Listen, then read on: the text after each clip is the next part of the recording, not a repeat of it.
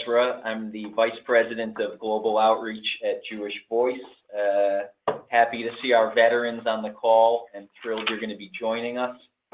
And to our first-time outreach partners, we want to welcome you. Thank you for taking the step of faith and being a part of preparing the way for the Lord by removing rocks from stony fields and preparing a straight path. And we're doing that in Debre Birhan and in our ministry with the Ethiopian Jewish community by binding up the wounds of the brokenhearted and of those who are physically ill. We hope standards of living and providing excellent medical care in Yeshua's name to people who could never possibly afford it. And we just remember as a global outreach team, and if you've been with us before, you've heard me say in our welcome meetings that we're like Yeshua when we give extravagantly to those who could never possibly repay us or give in return. And to do on our 2018 outreaches. Michael McClellan, who's going to be speaking with you in just a moment, our Chief Financial Officer and Executive Vice President, is going to be your event director for the Debre Birhan outreach. I will not be joining you. I'll be here preparing for the remaining outreaches calendar and working with the global outreach and leadership team here in our offices in Phoenix. But I just want you to know at the outset, we are engaging in 24/7 prayer for the entirety of your time on the field. Our prayer department and prayer coordinator here in Phoenix is mobilized. And if you have anyone in your family or your church or congregational networks who wants to be a part of that, you should see an email in your personal inbox. I know you get a lot from Jewish Voice, but look for an email that says, join us in praying for the Debre Birhan outreach. And please do encourage your family and friends to become part of that 24/7 prayer rotation. We want to share some information with you this evening, and thank you for joining us and taking the time out of your evening schedules, time away from family and other responsibilities. We want to share with you very briefly some important information that you'll want to know, especially if you're a first-timer, regarding the Debre Birhan outreach and what's happening right now in Ethiopia. And then we want to open it up at the end for any questions that you may have. We will finish within 1 hour, if not before, so you have our commitment on that, and thank you all for joining us on time.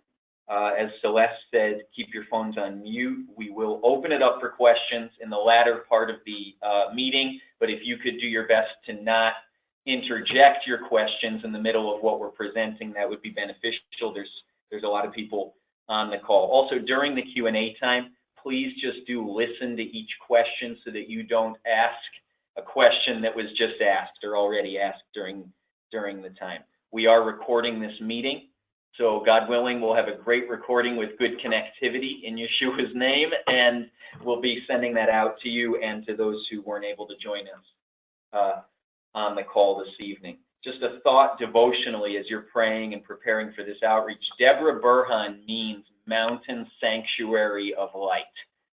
And just as we've been preparing for this outreach, something that's been on my heart for all of you and for the entire outreach, that, you know, the Bible says those who have been walking in darkness have seen a great light. And upon the people living in an area, a land of darkness, a great light has dawned. And we know that light is Yeshua. And so we pray that our service to the Lord and to the people in Debre Birhan would create that mountain of light and point to the true light of the world, Yeshua, and scatter darkness of hopelessness, of disease, of confusion, of other religious systems, whatever that darkness may be. So that's our prayer for this outreach, that there would truly be, in Debre Birhan, spiritually speaking, a mountain and a sanctuary of light established that would draw all men and women to the light of Yeshua. So that's going to continue to be our prayer. Let me introduce the team who's here with us this evening. As I said, Michael McClellan will be your event director leading this outreach team. Bill Sears and Eric Pyers are our logistics managers on Team Ethiopia. They're here with us. They will be jointly making provision for your arrangements, your food, your housing, your transport, your security during the entirety of the outreach. and then also setting up the clinic operationally, along with our team of 10 staff working in our office in Addis Ababa, Ethiopia, led by Dr. Adana Barasa. So thank these guys in advance, and thank them as you see them for their logistical support to make this clinic possible. Lee Weeks, who has served as our spiritual affairs manager for the last year and change in the Global Outreach Department, has now taken a position as a manager in the Congregation and Leadership Development Department. Lee is, however, still developing and training along the lines of our new prayer, counseling, and spiritual care and follow-up mechanisms that we employ at our outreaches. We want to make sure that people have the opportunity to be cared for medically, dental, eye care, as well as spiritually. So Lee's going to be working with those of you who are working in what we call our prayer department, who will be ministering directly to patients after they receive medical care and their prescription meds. Lee's going to be sharing a bit more in a few minutes.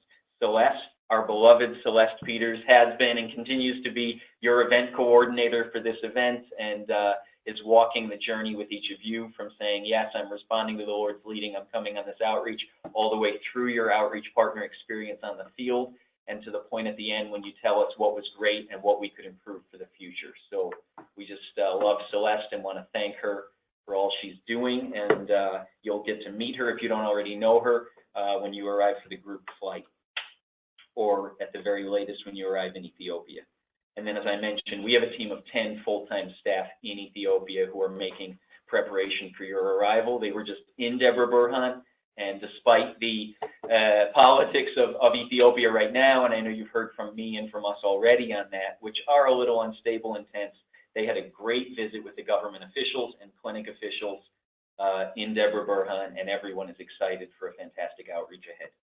So, regarding Debre Birhan itself, as you know, Ethiopia has declared a state of emergency. You received a detailed communication from Jewish Voice on that last week. What that means is just that the government is stepping up its efforts to quench riots, to stop any violent outbursts before they happen, and to try to dialogue about the way forward in a peaceful manner. So that Ethiopia declared a state of emergency a year and a half ago, which did help keep the public peace and restabilize things. They lifted that last August, and they've reinstated that in light of some recent protests happening and some situations in other parts of Ethiopia. Those violent situations have not been in Debre Birhan or along the particular road we're traveling. So we just want you to know that. We do have a crisis response should we need it, but at this point, all of our sources are letting us know we shouldn't expect that, and that things are calm in the area where we're going to be working right now. So do just be mindful of your own safety. Violence is not normally the issue we struggle with our outreach partners and with our staff. Pickpocketing is. You're working in a poverty environment, and unfortunately, people see Americans, this hemisphere, as kind of sometimes a source of infinite wealth, and who cares, you know, they can get another one. So you just want to be careful about your personal property. It is sad, it's disheartening to lose something expensive like a smartphone on the field, so do take care with your passports, with your wallets, personal property, to either leave it locked up in the hotel room, or even for the entirety of the trip, even on the plane, keep it close to you and know where it is. So we'll share more about that when we actually meet you and do a welcome and orientation meeting. Michael, who will share about the outreach and about the clinic itself. Great. Well, thank you. I'm really excited to be joining you all. It's always good to get out of the office and participate in what we do here. I know many of you, and I look forward to meeting those who I don't know already. We will have 41 outreach partners joining us, and they hail from the United States, of course, but also from Israel and Canada. So we'll have a national group there. Of those 41 partners, we have 20 medical professionals, so we'll really be able to make a good impact in Debre Birhan. Last time we were there, 300 patients, and we expect to see over 10,000 this time, and are hopeful that that all that want to be seen will be seen. Some things to expect around that is signing up, in advance. It's almost like Black Friday here in the States, that people show up well in advance, and but they're coming just getting a large screen TV at a good price. And that's what we need to bear in mind and be patient with them. Many will come days in advance.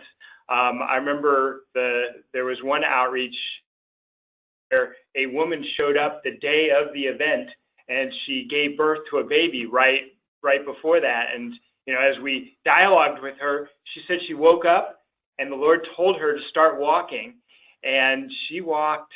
Maybe it was like 8 hours. But I think it was like 8 hours she walked, and the Lord directed her to our clinic, and shortly after she got there, she gave birth. So there's going to be some real neat stories that are going to come out of that, to be able to share those with you as we experience just truly the transformational impact that these clinics have. The clinic site itself is one of the better sites that we have. Very well organized. There's a lot of buildings on it that we'll make use of. We'll have some tents that will also, provide us with additional areas, but we don't have as many as we may if you've been on other outreaches, just given that design. We've worked to optimize the flow and the organization and the processes, so we can get thousands of people through in a day, and we certainly expect to see that. For those of you who are first-timers, it's really neat to see just how efficient things flow and go through there. So with that, we will be having clinic assignments. Those will be given during the clinic orientation, and we've really selected those to make sure that the outreach, that the clinic operates efficiently. So they wonder why you were selected for a certain thing or why a certain number of people were. It's really based on our experience on what works there. For the medical professionals, the language of Ethiopia is but we do not expect you to learn the language between now and then. We will be providing interpreters, so you'll have assistance with that, and other key positions, there'll be interpreters around as well. It's a mix of and our own partners, so they will be fluent in the local language, of course, and can help us assist with that as well. We will be giving you a lot more. This is just an orientation. There'll be a lot more information to come. That'll be shared at various times, but it'll culminate in the clinic orientation just before we begin operations, and so you can expect to get some real specific information regarding how we're going to operate the clinic. And then I just ask you, as you go, we've talked about this in our materials and everything, serve. And sometimes that means that we don't get to do things the way we want to, or, we have to submit ourselves. But, it's important that we're all operating in unity, and the people, it's important, given the environment that we're in, that we're all listening to the people who've done this a lot. And, I've found that if we'll just trust in our staff, even if you don't ask questions later at times, but to do something, I'm asking you, just do it in the moment, and I know things will flow much smoother. And just realize that we love our partners. We can't do this without you, and so we're going to treat you with honor and respect. Sometimes that might be a little firmer than you may be accustomed to, but again, we're in that has to happen. And so thank you for your patience with us and your grace. I'm going to turn it over to Celeste now, and she's going to walk you through the travel and some other areas that you need to know before you depart. Hi, everyone. This is Celeste. I've spoken with most of you, all of you, actually. I'm looking forward to meeting you after working with you for the last 3 to 6 months. Just so you know, we have 13 partners that will be departing from LAX. And this trip, we actually have groups departing locations. So we have 13 partners departing from LAX and 16 departing from Washington, D.C. How's that going to work? I am going to be the group leader for the team leaving from LAX, and we're going to have one of our veteran partners lead the team from Washington, D.C. I am going to provide more information about how this is going to work. I'm going to give you contact information. You're going to have everything you need to know. I'm going to send out an email to you on Monday, and so you'll have about your travels to Addis. For those partners who are not traveling with the group from DC or LA, I will provide you with information about who is going to pick you up in Addis, transportation, and customs information. The next was packing. I hope everyone read the partner packet. So please, please, please remember to pack an extra set of clothes in your carry-on bag.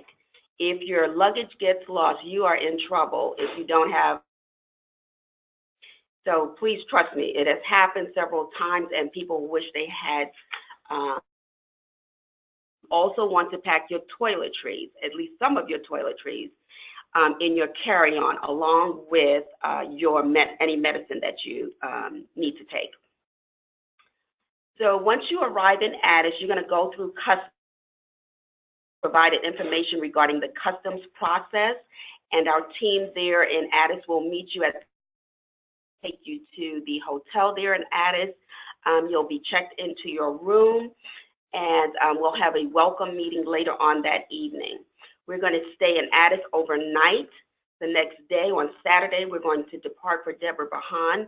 It's about a 4-hour drive from Addis to Debre Birhan. I encourage you, because there are not really nice restrooms along the way, I strongly encourage you to use the restrooms before you leave from that beautiful hotel in Addis. We will Birhan, we'll all get checked in. We're going to have a clinic orientation on Sunday morning, and Sunday afternoon, the clinic will open. So we will have a half-day clinic on Sunday. That's the time where you'll get acclimated to the clinic. You'll have a chance to set up. Dr. Adana, the clinic, the medical director, he is going to have an orientation with all the medical professionals if you have questions. I did send out a formulary to all the medical professionals today, and some that I hope will be helpful for you. Some information about the surgeries that will be performed. We will leave the Debre Birhan on Friday afternoon. We have a half day on Friday. We will leave the clinic on Friday, Debre Birhan on Friday afternoon. We'll go back to Addis. We'll spend the night in Addis, and we'll leave that Saturday evening to come back to the States. You will have an opportunity to go shopping on Saturday afternoon, and you'll have an opportunity to exchange your money from US dollars to birr. And if you've read the packet, I should do it, but about 20 birr is equal to $1. Just another reminder, please read the entire partner packet. It will answer all your questions. If it doesn't, let me know. I'm here to help to make this trip a wonderful experience for you. Please leave a copy of the partner packet at home with a family or a friend. It has contact information in there that will be very helpful to them in case of an emergency. Also, please remember to make copies of your passport and keep it with you. Make at least 2 copies of your passport. I am looking forward to serving with you, and I will see you in a couple of weeks. I will be sending out a very important email on Monday. Please check your email. Thanks for calling in. I'm going to now turn it over to Lee. He is as Ezra said, he is going to be our trip counseling and prayer. He has like 5 hats. I don't know. He does a lot of things. So I'm going to turn it over to Lee. Hello, everyone. I look forward to seeing you all. If you are coming in the Counseling and Prayer Department, you've already received a welcome email from me. If you are a medical professional or a non-medical professional working outside of that department, I'll still get to know you because I'm the trip chaplain. And of my role as the trip chaplain is to provide a place for anyone, a medical professional or non-medical professional, to have a place just to debrief, talk about your day. If you need prayer, I make myself available to you to do that. What I wanted to talk with you about just for a moment is expectations. So it's kind of 5 main expectations that we into cultures that are not our own, and they can affect our trip. And so I just want to talk about how we can manage those expectations. Number 1, seek to learn and seek to love. Often we ask the question, what can I teach or what can I show someone? But when we're in a culture that's not our own, the right question is to ask, what can I learn? What can I learn first? How can I serve first? How can I love? And ask, what can I teach? Then you teach. Second is get to know the other outreach partners. As you're on this trip, what can make or break a trip is how well you connect to the other partners that are on the trip with us. So take time to get to know your team, pray for one another, pray for your roommate if you have a roommate, pray for those you're working with in your department. You're going to serve together, and often the nature of short-term outreaches is a lot closer, a lot quicker than you would in your normal social settings. So I just invite you to get to know one another. 1 Thessalonians 5:11 says, encourage one another up in Messiah. So I just encourage you to build one another up during this time, because you'll never know when you might need it during the week. Number 3, understand your expectations and your assumptions. Sometimes we come with unrealistic expectations because we don't. Sometimes it might be our first time out of the country. It might be first time to this country, first time to the culture. So the best way to mitigate those expectations is just make a list of them. Maybe you can journal now. What are some of my expectations I have going in? And then while you're there, keep your journal all week long. And see what's a realistic expectation. If that wasn't a realistic, I thought I was going to come in and this was the Hilton I was staying at. Well, clearly you didn't stay at the Hilton. It's a nice hotel, but it's not the Hilton. And so you had to mitigate your expectations a little bit on Western standards of a Hilton versus some of the standards we have in our hotels, while they are still nice, let me say. 4th is understand your trip fits into the bigger picture. Here at Jewish Voice, we've been working in Ethiopia since 1999. So we go multiple times a year. We have 23 congregations that we've helped support. And we have sowing into that country. And so your short-term outreach plays a part of a much larger picture that the Lord is doing in Ethiopia, and that Jewish Voice is being a part of God's plan in Ethiopia. So I just want to encourage you, see how the Lord has a purpose for you as an individual on this trip, but he also has a larger purpose that he's doing in the land, and he's using Jewish Voice to do. So I just want to remind you, we say, this individual expectation you have just can't be met for this outreach because it doesn't fit into the larger picture. So, again, that's mitigating and managing your expectations. And finally, pray. The most important one would be to pray. Take time to lift up your trip, your team, your own heart, your own health, but just stop and you to pray now if you're not already doing it. Begin to pray for the trip, but we provide opportunity for prayer while on the outreach. We have morning prayer, we have morning worship and devotion, we have a couple evening prayer times and worship times. So I just really encourage you, even though we're all tired, we still go to those prayer times, and often though we're encouraged. Even if you come for a short amount of time, typically some encouragement in their heart and feeling a little bit better about the day they just had or the day that they're going into. So I really want to encourage you to come to our worship and prayer times as well. And that's it for me now. Okay. We are going to open it up. A couple of the questions that you may be asking before you ask them is there a safety concern in Addis Ababa? There was enough of a concern about public unrest that, of course, the government emergency, which will continue as far as we know for the duration of your outreach. Is there a direct threat to you as an international visiting Ethiopia, or as a believer in Yeshua, in Jesus, or in doing this humanitarian work? The answer is no. The community, especially since this is the second time we've been to this community, is very glad that you're coming, and whether or not they agree with our particular beliefs and world paradigm, they're thankful for.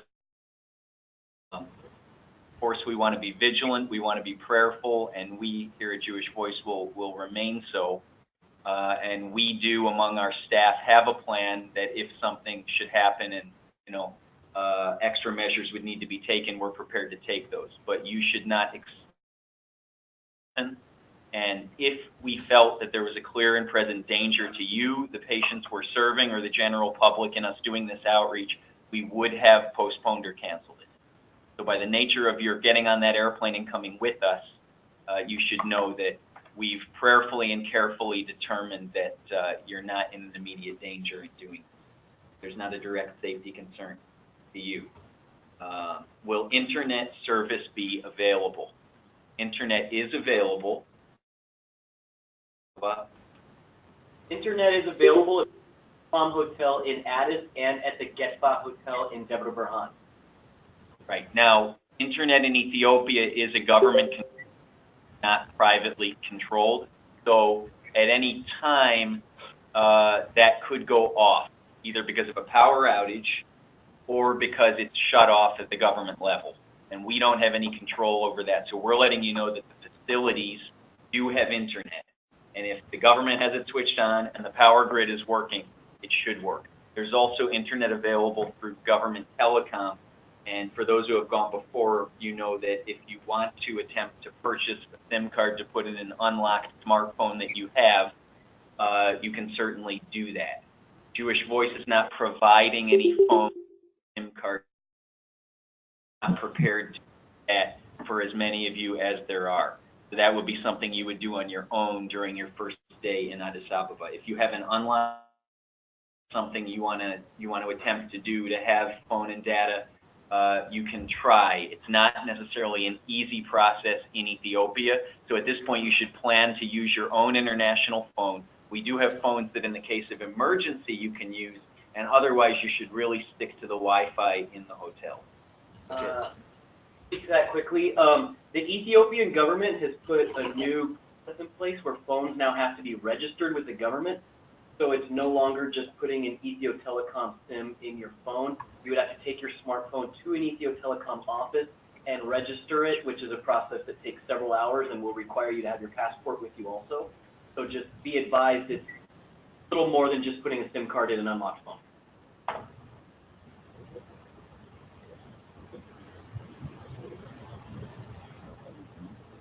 If for your interpreters, we do compensate the Ethiopian nationals who serve with us at the outreach, and we compensate generously as a ministry. That's part of our testimony to the community and part of our support of the local Messianic and evangelical communities, as well as the government workers who partner with us on this event, and there's about 150 of them in total. So people often ask us, can I bring a gift for the people I'm working with? Can I give cash? Can I bring toys? Can I bring candy and hand it out in the lines? The answer is you can bring small items in your own checked bag that you would like to give. But once you arrive in Ethiopia, we're going to ask that you wait for our direction on if and when to give those items out. If there's the ability to give something small to the people you're working with, that'll be an option at the very end of the clinic week. There is not the option to give cash or monetary instruments to the patients we serve, to the people you meet on the street, or to the people from the Ethiopian community. It creates an expectation that we cannot meet. So we're really going to ask you to abstain from to any of those parties. If you really feel led of the Lord, or your church or congregation has been saving money to give, we can distribute that as gifts to the local Messianic Jewish congregation there, and we'll explain the mechanism for that once you arrive in country. And then shopping, yes, there will be the opportunity to buy the beloved Ethiopian coffee, which is great, and it's cheap there, so save some room in your suitcase to bring some home if you're into that, which all of our staff are, and also to buy some souvenirs. So we'll bring you to places where we know that there's an abundance of those things available and where it's safe for you to do business. Be prepared to haggle. Don't ever take the first price. Okay, so we're going to open it up now for questions. Again, please be ready to ask a question, and then once you've asked the question, remute yourself.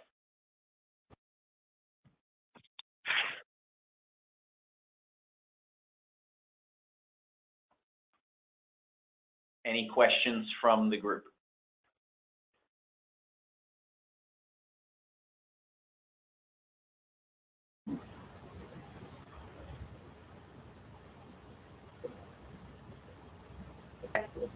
Give it another few seconds. So far, no questions, which is unusual.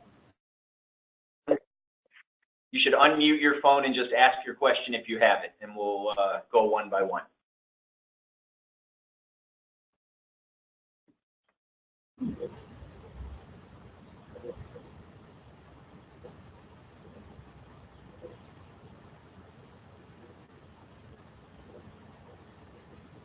Give it about 30 more seconds here. Anybody have questions about this?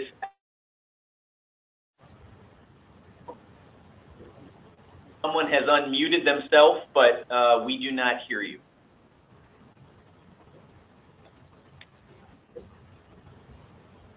Paula, can you hear us?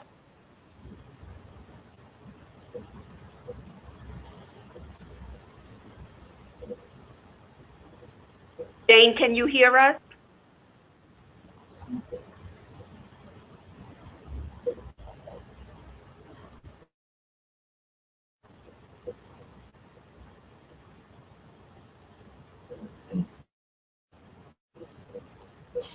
Hold with us for 30 seconds or so. We're going to try to resolve the issue.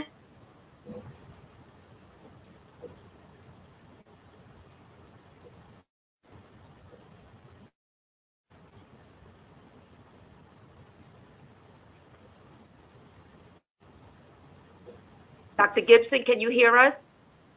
Yes. Questions? What size mattress cover should we buy? Is it queen or a full? Yeah, you should probably tend to go larger. Beds are going to be somewhere between and a mattress. These are not made in North America, so the bed size is so I would say larger if you're planning to bring a mattress cover, which is not required, but some people are more comfortable having that extra layer of protection and separation from the hotel mattresses. And A queen will work on a foal, but a foal will not work on a queen. So let's say queen. Thank you. Yes, thank you, doctor. Any other questions?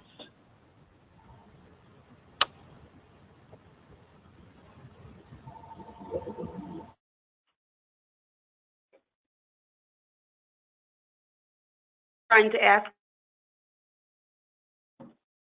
We can't understand you if you are. You need to unmute your phone. Mala, do you have any questions? Dr. Guerin?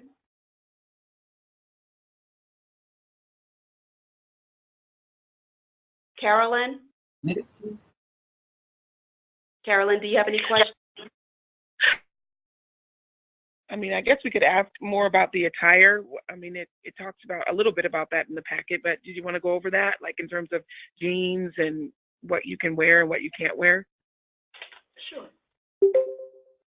Sure. We used to say no jeans whatsoever. Jeans are, in a way, the new khakis.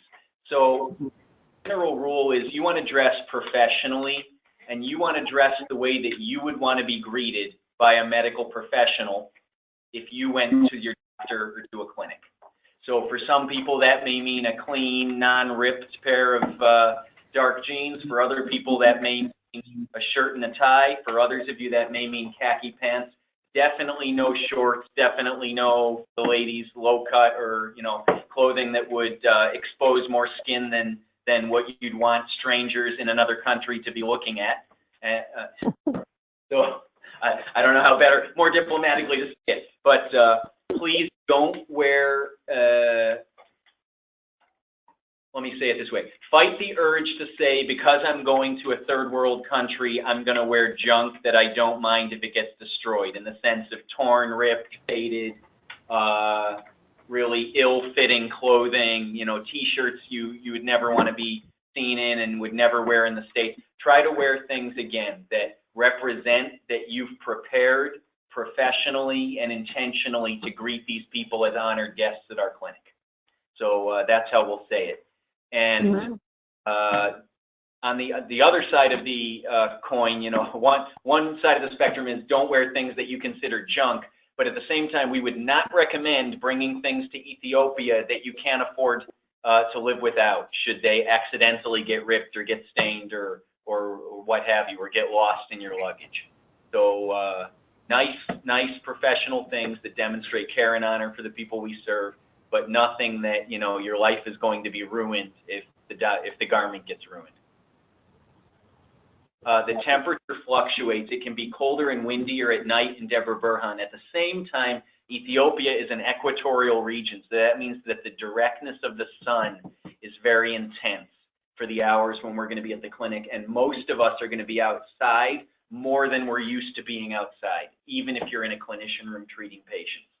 So layers are great. Having a jacket, a windbreak, or even a raincoat in case, in the off chance that we get some rain at night, isn't a bad idea. And during the day, having some breathable fabric. Don't wear plastic nylon things that you're going to be drenched in sweat in the sun and then be freezing cold when the sun goes down. Breathable fabric, antimicrobial if you have that. You know, polo shirts for men are good that breathe, and that, you know, if you're perspiring a little, that can evaporate. Lightweight things and layers. Any other questions? Yes. After the clinic, Thank you. I know that there are that you have things prepared, but on those days that you don't, what do we do? Let me restate your question to make sure I understood. If somebody realizes when they arrive that they're not prepared clothing-wise, was that your question, or did I misunderstand? After we're done with clinic, I know that there are some days that we have some things that are scheduled, but on those days that we do not, what do we do? Or what do you do in the evening? Yeah, you know, what you're going to find is most of us, even the late crew, is getting up between 5 and 6 a.m. Those who are praying with us in the morning are getting up earlier than that. And we're going to work 10 days in the sun, treating about 2,000 patients a day. So in the evening, generally, history has shown us, you're going to have a great meal at the hotel and enjoy sitting around the table with one another. And then you're going to, as my grandma would say in Yiddish, flats. Go to your room and get some good rest and wake up and do it again the next day. We do have some evening activities, some worship midweek for you. And of course, there's the opportunity to enjoy, you know, the hotel lobby with one another, play a game. It's that usually CNN or something is on the television in the hotel lobbies. You can catch up on that. 2 nights we're taking you out for dinner at a restaurant, not at the hotel, but elsewhere in Debre Birhan. Generally, you're not going to find yourself up and bored with nothing to do at 10 or 11 p.m. Does that answer your question, sir? Is there anything more specific we can address? No, that's it, sir. Thank you. Sure.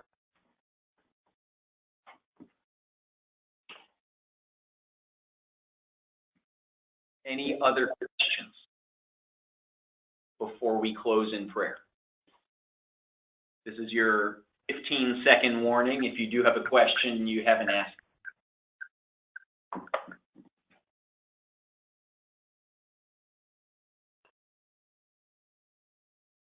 few more seconds. Any last-minute items we can address? Last question.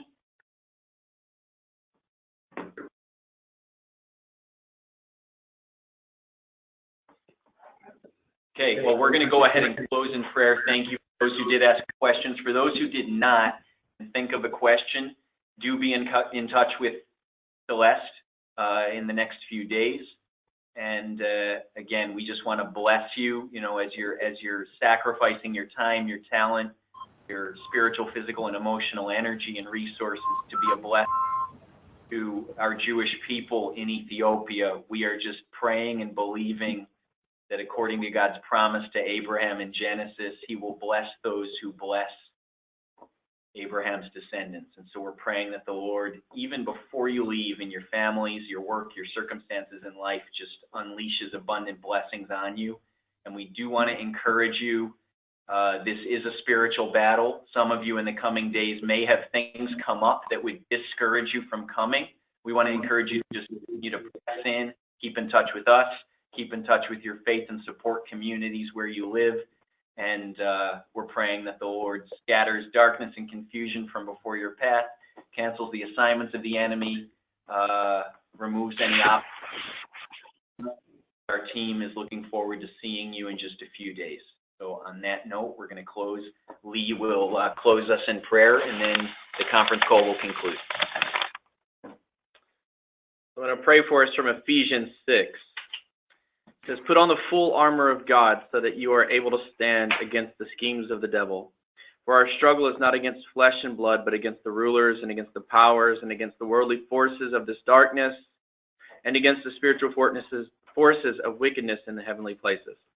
Therefore, take up the full armor of God so that you may be able to stand and resist when the times are evil. And after you have done everything to stand, stand firm then. So, Abba, I just ask that you would help us put on that belt of truth, the breastplate of righteousness, to strap up our feet in the readiness of the good news. And above all, we would take up the shield of faith. And Lord, I ask that you would help us to put on that helmet of salvation and keep the sword of the Spirit. And Lord, that we would pray fervently on every occasion with all kinds of prayers and requests. And Lord, I just pray for every person going on this trip, represented on this call and not on this call, over the staff, over the NGO, and over every partner coming with us. Lord, I ask that you bless them and keep them and cause your face to shine upon them. You lift your face towards them and give us shalom, give us peace. In Yeshua's name, amen. Amen. Amen. Goodbye.